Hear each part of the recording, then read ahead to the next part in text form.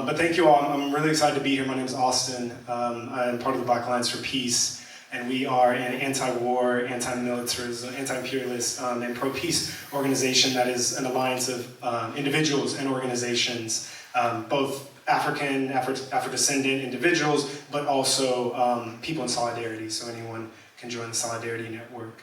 And our work is really centered on what we call defeating the war against Black African people in the US and abroad. And I'm going to talk a little bit more about war later, but we're here in a similar vein, as Yusuf mentioned, to talk about climate because of the gaps that we see, the gaps that CodePink has for years, stepped in to fill, the gaps that many of you, I'm sure, are filling in your different organizations as activists, but that are still wide, right? And we've already heard a ton about mainstream environmental organizations and the issues with that, right?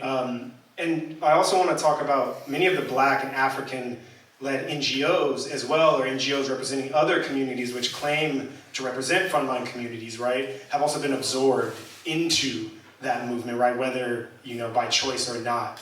And so what has happened is there's obviously tokenism, right, and there's compromised stances when it comes to actually naming the enemies and fighting the roots of the crisis and violence that we face. Meanwhile, our communities, right, continue to endure environmental warfare, ecological degradation, and climate catastrophe.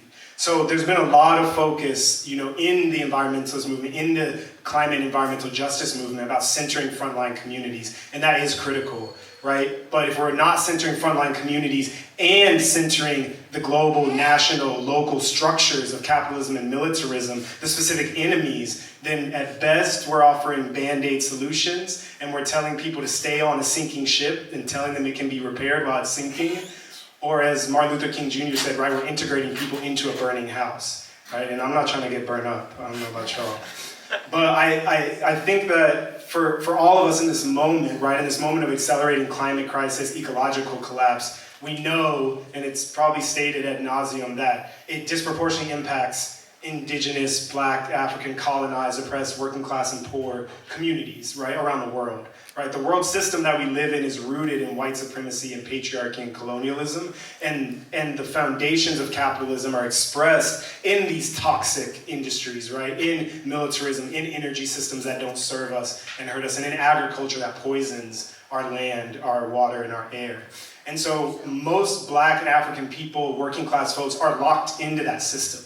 Right? We're locked into a system that destroys our life expectancy, whether acutely, right, or chronically over time, right? And we're concentrated in these climate vulnerable areas, right? And so not only are we concentrated in that, but the weak sort of regulations and protections that are getting weaker but have never been robust to begin with, right? If you want to talk, about the Great Flood of Mississippi in 1927 and how that was realized later, I'm happy to do that later. But FEMA's anti-Black policies, insurance discrimination, right? The rollbacks of SNAP and Medicaid, austerity-driven privatization, not to mention genocide happening globally and genocide happening here in this country, right? Because we know that Paul Robeson and the Communist Party of the USA and many other folks charged the US with genocide back in 1953.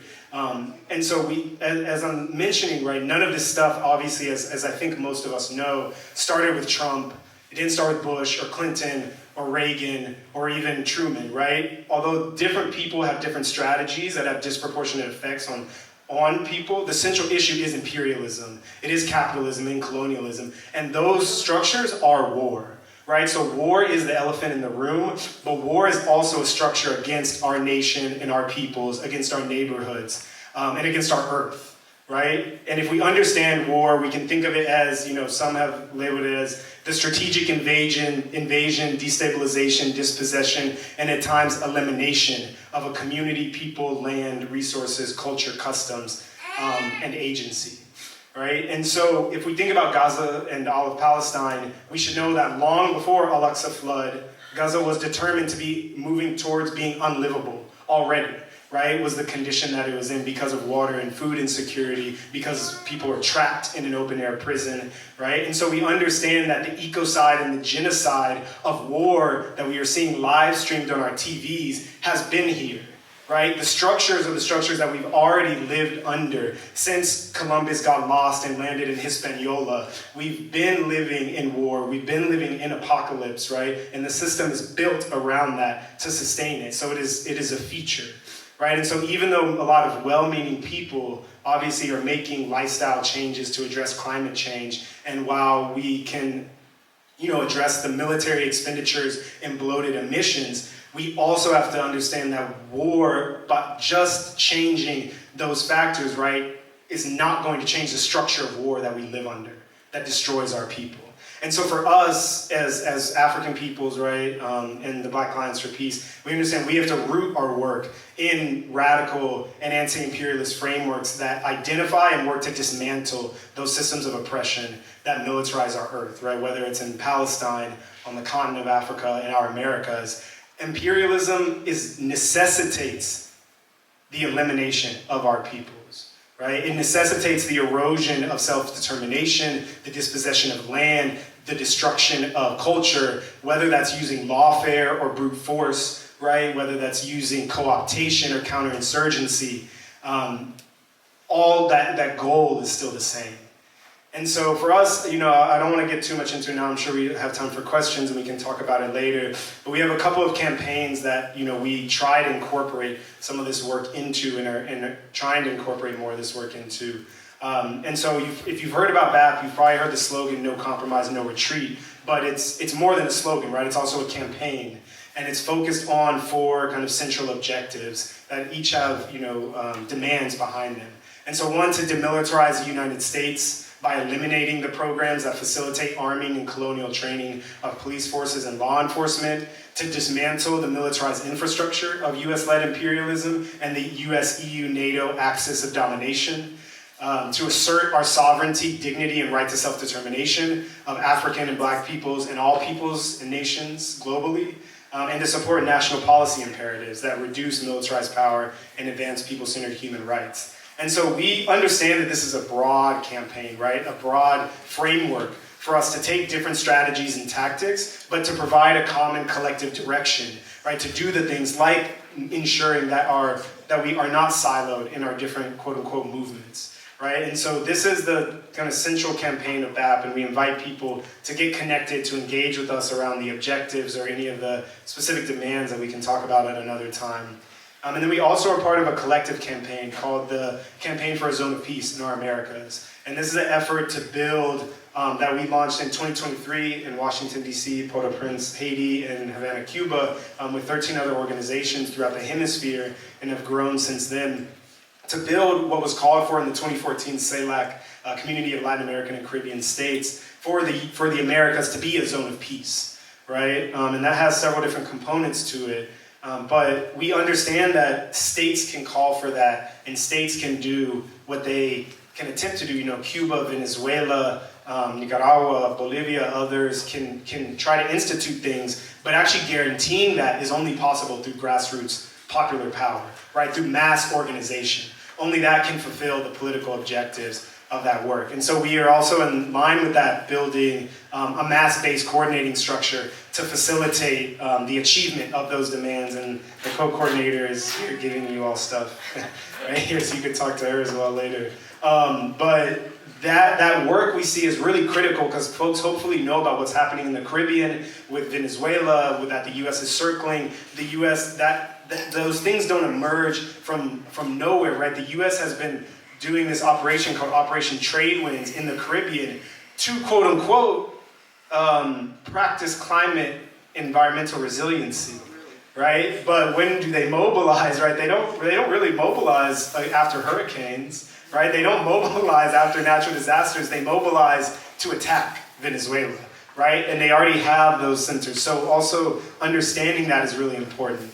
And so not to, I don't want to step out of my time. So just to close out, I do want to reiterate for us, we have some of these concrete structures that we are incorporating the work of climate and environment into and connecting that with militarism, whether it's abroad or militarism here domestically. But I do want to reiterate that this work is, as we all know, so urgent, right? It is a system, I said it's a structure that has been here, but we are reaching we are reaching a point, I mean, we're past a certain point of no return, but we're reaching a point where we are fighting not only for human well-being, not only for a better system, right, like our ancestors are maybe fighting for, but we are fighting for survival, right? And so the gap in our movements, in our anti-imperialist, anti-capitalist, and environmentalist or climate movements cannot exist for much longer.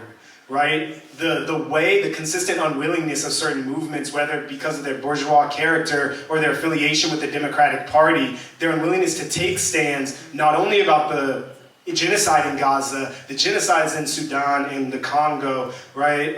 The devastation ecologically, environmentally, climatically that has been happening in African communities, in immigrant communities for decades, for generations, right?